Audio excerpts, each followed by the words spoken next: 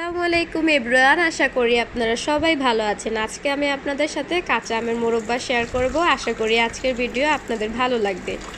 কাঁচা আমের মোরব্বা দেওয়ার জন্য প্রথমেই আমাদের কিছু আম প্রয়োজন। এখানে আমরা বেশ ভালো বড় সাইজের কিছু আম নিয়েছি। খেয়াল রাখতে হবে যে ভিতরে যাতে আটি থাকে আমের, তাহলে কিন্তু আমের মোরব্বাটা ভালো হবে। আর যদি ভিতরে আটি না থাকে তাহলে কিন্তু আমের মোরব্বাটা দেওয়ার সময় আমগুলো গলে যাবে, তখন আর ভালো লাগবে না খেতে। তো আমার আমগুলো ভালো মতো ধোয়া শেষ। আমার মনে হচ্ছে যে এই আমটা ভিতরে পাকা বের হবে, হয়তো কাশমিঠা যে আম বলে ওইটা কাটার পরে হয়তো বোঝা যাবে। তো আমগুলো ভালো করে ধোয়া হয়েছে, এখন আমি এগুলোকে সবগুলোকে ছিলে নেব ভালো করে, ঠিক এইভাবে। আর যারা প্রথমবারের মতো আমার ভিডিওটি দেখতেছেন তাদেরকে আমি অবশ্যই রিকোয়েস্ট করব আমার পেজে একটি ফলো দিয়ে দিবেন, লাইক কমেন্ট শেয়ার করে দিবেন।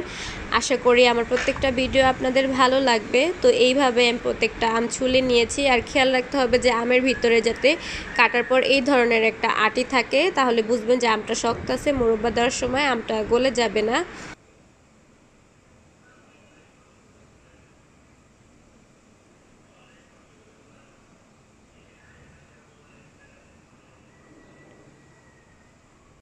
আর আমি এখানে আমগুলোকে দুই টুকরা করে কেটে পানিতে ভিজিয়ে রাখবো। ওই যে আমি আপনাদেরকে প্রথমেই ধোয়ার সময় যে আমটা দেখিয়েছিলাম যে এটা পাকা বের হইতে পারে, এই আমটা কিন্তু পাকা বের হয়েছিল।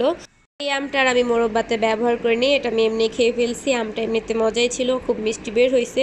সবগুলো আম আমি দুই টুকরা করে কেটে পানিতে ভিজিয়ে রাখছি।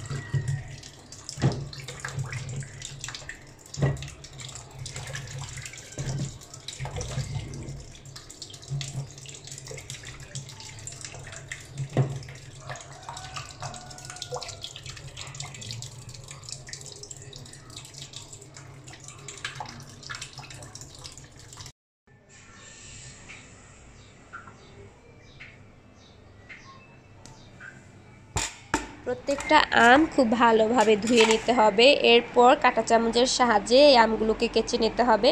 খেয়াল রাখতে হবে আপনি আমটাকে যত ভালোভাবে কেচতে পারবেন এই আমটার ভিতরে তত বেশি রান্না করার সময় মশলা যাবে আর খেতেও খুব ভালো লাগবে।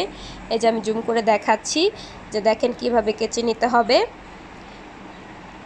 মোরব্বা দেওয়াটা কিন্তু খুবই ইজি, যে কেউই পারবে। মোরব্বাতে শুধু কষ্টই এই কেচার টাইমটা, এছাড়া রান্না করতে কোনো কষ্ট নেই। মোরব্বাটা কেচতেই একটু কষ্ট লাগে, হাতটাও ব্যথা হয়ে যায়। তো আমি প্রত্যেকটা আম সুন্দর করে কেচে পানিতে ভিজিয়ে রাখছি। পানিতে ভিজানোর পর এগুলোকে ধুয়ে এগুলোকে আমি আবার ভিজিয়ে রাখছি। আমি এগুলোকে দুপুরে ভিজাইছি, এরপর সন্ধ্যার সময় গিয়ে আমি এগুলোকে রান্না করছি। এইভাবে পানিতে অনেকক্ষণ ভিজিয়ে রাখলে হবে কি, ভিতর থেকে যে কাঁচা আমটা যে একটু টক হয় ওই টকটা বের হয়ে আসবে। তো আপনাদেরকেও এরকম 2-3 ঘন্টা পানিতে ভিজিয়ে রাখতে হবে। এই যে আমি এটাকে উঠায় রাখছি, এটা হচ্ছে সন্ধ্যার পরের ভিডিও নেওয়া হয়েছে।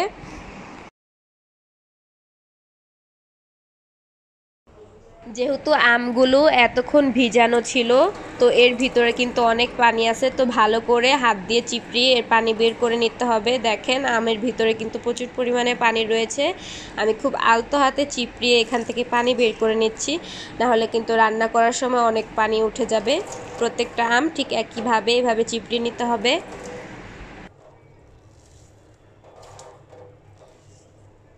আমি প্রত্যেকটা আম খুব ভালো করে চিপড়িয়ে নিয়েছি, এখন আর আমের ভিতরে কোনো পানি নেই। এই যে দেখতে পাচ্ছেন।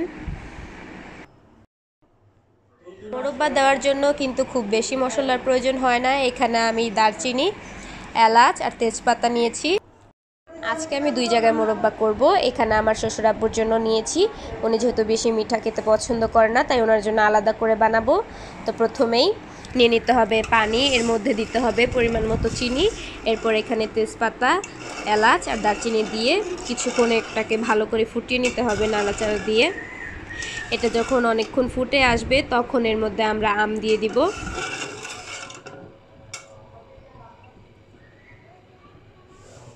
এটা আমাদের বাসার সবার জন্য বানানো হচ্ছে। আমরা বাসার সবাই খুব বেশি চিনি খাই, তো এখানে দেখতেই পাচ্ছেন যে চিনির পরিমাণটা কত বেশি।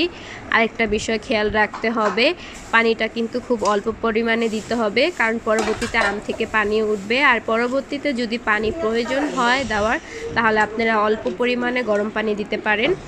সেম একইভাবে কিন্তু আমি দুইটা রান্না করছি, শুধু ওইটাতে চিনি বেশি দিয়েছি আর এটাতে চিনি কম।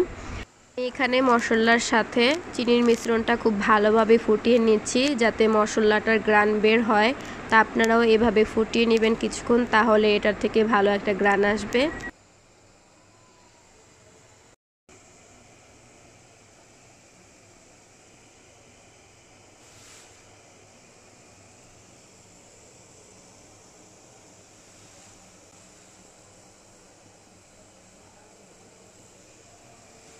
চিনির এই মিশ্রণটা যখন খুব ভালোভাবে ফুটানো হয়ে যাবে, তখন এর মধ্যে আমরা আমটা দিয়ে দিব। আর আমটাকে আমরা মিডিয়াম আঁচে রাখবো। এটা আস্তে আস্তে মিডিয়াম আঁচে রাখার কারণে খুব সুন্দরভাবে হয়ে যাবে। তো এই পাতিলের পানিটাও ফুটে এসেছে। তো এখন এর মধ্যে আমরা আমাদের বাকি যে আমগুলো আছে ওইগুলো এটার মধ্যে দিয়ে দিব।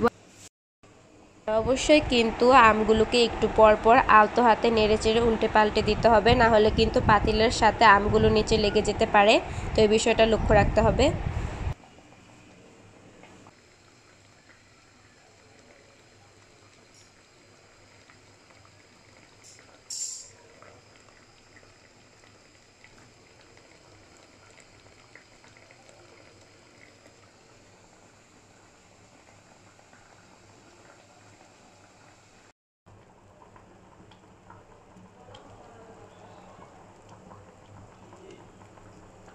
আমের মোরব্বা বানানোটা কিন্তু খুবই সহজ, যে কেউ রান্না করতে পারবে। যারা নতুন রাঁধুনি, যারা কখনোই রান্না করেনি, তারাও এই ভিডিওটা দেখলে কিন্তু চাইলেই আমের মোরব্বাটা দিতে পারবে। আমি দুইটা কিন্তু সেম প্রসেসেই বানাইছি, শুধু একটাতে চিনি বেশি আর একটাতে চিনি কম। আমার আমের মোরব্বাটা কিন্তু খুবই পারফেক্ট হয়েছে, খেতেও ভালো লাগছে। আর এই যে এটা হচ্ছে আমার শ্বশুর আব্বুর জন্য দেওয়া, এটা খুবই পারফেক্ট হয়েছে। আশা করি এই ভিডিওতে আপনারা দেখতেই পাচ্ছেন। পানিটা কিন্তু খুব অল্প পরিমাণে ব্যবহার করতে হবে, তাহলে মোরব্বাটা পারফেক্ট আসবে। আর এটা হচ্ছে আমাদের বাসার সবার জন্য। আশা করি আজকের কাঁচা আমের মোরব্বাটা আপনাদের সবার কাছে ভালো লেগেছে। ভালো লাগলে অবশ্যই লাইক কমেন্ট শেয়ার করে দিবেন। সবাই ভালো থাকবেন। আল্লাহ হাফেজ।